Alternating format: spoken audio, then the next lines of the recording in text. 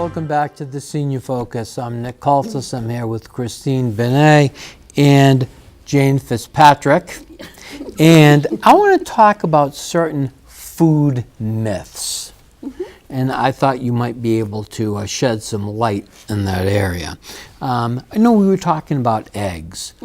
What about eggs? How many eggs can a person have and not think to themselves, oh no, too many eggs? Well, you could have 1 or 2 a day. They're very healthy. Actually, the 2 proteins that are the highest biological value, that is the highest quality proteins with the amino acid profiles that are best for human beings, are milk and eggs. So eggs are a very good source of high quality protein. They're also a good source of omega-3 fatty acids. They have vitamin A, and they have some iron and some vitamin E. Does it matter if they're cage-free, organic? Does any of that matter? I don't think No. you know. I know they try to make. There's even They try to cage. market it like There's even cage free range broth. You know, on the grocery shelves. I've seen But they're not that smart. As long as they're treated humanely and given good grain, I know that they're being bred now to have the omega-3 fatty acids. That's a big thing that's going on. So eggs are actually very healthy. And I can remember when I was younger, my dad had a heart condition, and the physicians, I mean, as much as I can remember, I was young at the time, but I think they said, oh, don't eat eggs. No eggs. I know, that's because they were now, realizing it has yes, it has changed because they knew that there was cholesterol in eggs, and cholesterol creates fatty deposits and plaques if there's too much. And you were going to ask me about fats. There are 2 different. Cholesterol is not actually a fat. It's a kind of a fat. Because you hear high density cholesterol, low density cholesterol. Well, it's not cholesterol. It's lipids, which are fats. High density lipids are good. Those are HDLs, and they are good. And what high density lipoproteins do, and it's fats bound to protein, okay? The high density lipoproteins go through our veins and arteries, and they suck up any loose fats that and cholesterol and things that could start plaques. So that's and the start HDL. the high density, they're like little vacuum cleaners that go through and suck up stuff so that it prevents clogs and problems. The low density lipoproteins are the ones that go through and they kind of fall apart and they leave stuff here and it gets stuck there and leaves it here and leaves it there.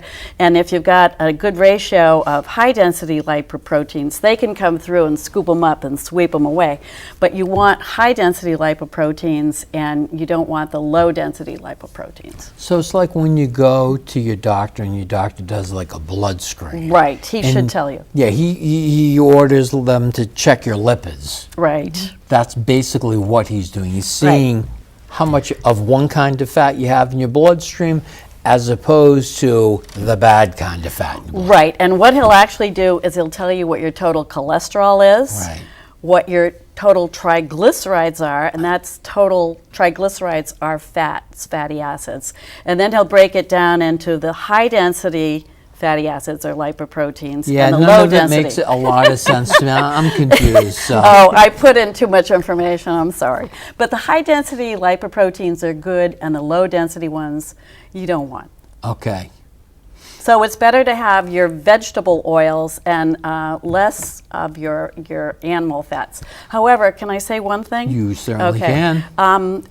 All these margarines, that they have, they've got all these different oils and they make all these claims and stuff. But if you read the ingredients, they have all these stabilizers and little things in there, all these chemicals that make it shelf life and stuff. Actually, it's a little. If you're only going to have a little bit of fat in balance to a well-balanced diet, I would go with just regular butter and regular fats and oils and olive oil and things, instead of going to all the things with all the chemicals in it, with all those fancy names, because what they do is they keep that stuff from breaking down and keep it smooth. But if it doesn't break down in the container, it's not going to break down in your blood vessels and veins. It's better to have real food And also, butter has some really good fats in it, some of the good fatty acids that we need to absorb some of the fat-soluble vitamins like A, D, E, and K. I have a question for you. Yes. French fries. I asked you about French fries. I Yes. love French fries. I do too. Now, will they taste different depending on the type of oil or fat that you use to cook Oh, them in? yes, yeah. But your fast food franchises are going to no trans fat acids for their fried foods, and they've gotten a really good response. They taste really good, and people Okay. are happy. Okay, good. What about leafy green vegetables? Good question. When I started out as an intern at Beth Israel back in 1970, anybody on Coumadin or warfarin or blood thinners was told they couldn't have leafy green vegetables because they had vitamin K in them. And vitamin K is an antidote for when your blood gets too thin. You get too many blood thinners and your blood gets really thin, and they give you this huge shot of vitamin K, which counteracts it, and your blood platelets that allow blood to clot come back again, so you don't hemorrhage or bleed out. So people thought, oh, well, vitamin K is in leafy green vegetables, and they were told to stay away from them. Well, unfortunately, you would have to eat bushels of leafy green vegetables to get enough vitamin K to make any difference. So nobody can eat that much salad. No, you'd have to be a cow, you'd have to be grazing. So what they did 20 years ago was they said, gee, we're really sorry. All you people should have been able to enjoy your leafy greens and salads all those years.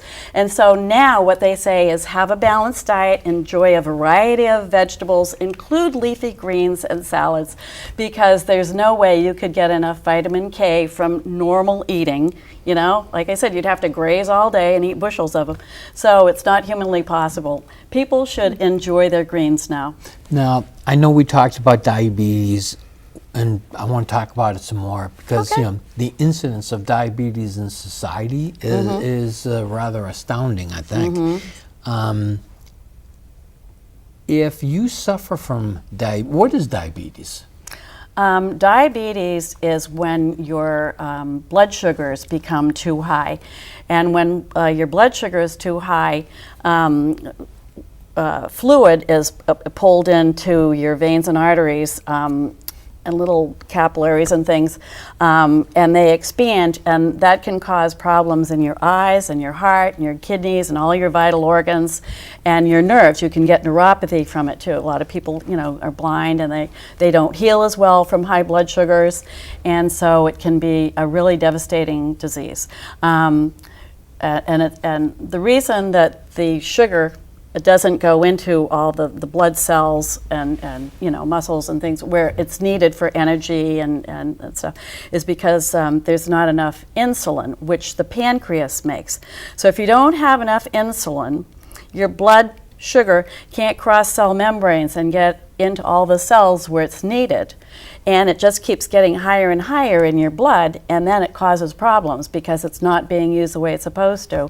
And all that pressure from water going in trying to dilute all that sugar causes capillaries to break in our vital organs. That's why people have trouble with their vision and their nerves and their kidneys. So the insulin helps them metabolize the sugar. It allows it to get into the cells where it's needed. Right, okay. Okay? So if it doesn't get into the cells, it just keeps getting in a higher and higher amount What in your about a blood. person's diet if they're diabetic? Well, Are there certain things they should definitely stay away from? no, actually, I was the chairman of the dietitians and healthcare communities in 2002, and we were writing a new healthcare manual, a dietetic manual for New England. And we held the presses for the American Diabetes Association in Chicago to send us all their new exchange lists because it was phenomenal. It included everything. It includes candy bars, it includes everything. I was shocked because when I went through Joslin Clinic in 1970, none of that stuff was allowed. You were allowed 1 Dixie cup of ice cream on Sunday, and it was a bread and a fat exchange, 4 ounces. Everything was so regimented. It wasn't like real people live. You had to have your breakfast at 8 o'clock. You could have 1 egg, 1 piece of toast, 4 ounces of orange juice. And then at lunch you had to have this, and there's so much this, and you measure it. Your whole life would be artificial. You couldn't live like a real person. So the diabetic exchange lists right now are for all cultures. It doesn't matter what nationality you are, what your comfort foods are, whether you're young, whether you're on a sports team, whether you're a nursing mother, or you're pregnant, or you're an older person, or what. Diabetic diets are individualized for everybody, and it includes foods, but it has to be in balance. If they need to lose weight, the calories have to be cut back to help those people lose weight, because fat cells are insulin resistant. So the fatter you are, the more trouble you're going to have getting insulin to work in your body. I know a nurse, a director of nursing, who was over 300 pounds. She had her stomach clamped. She was on 100 units of insulin a day. When she got down to 150 pounds, she didn't even need it at all. Now that was because she had diabetes, because she was so obese. But kids are born with diabetes because their pancreases don't work.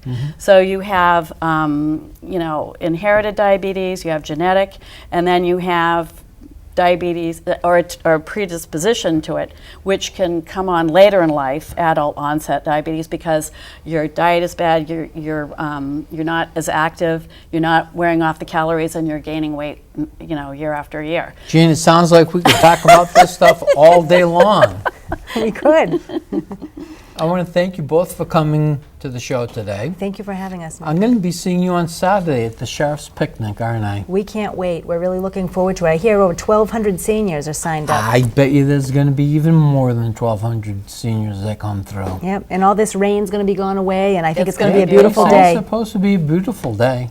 I look forward to seeing you. Well, I look forward to seeing you too. Thank you. In any event, we're going to head to a break right now. When we come back, more Senior Focus. I'm going to be joined by Don Osguy and Keith Darrow.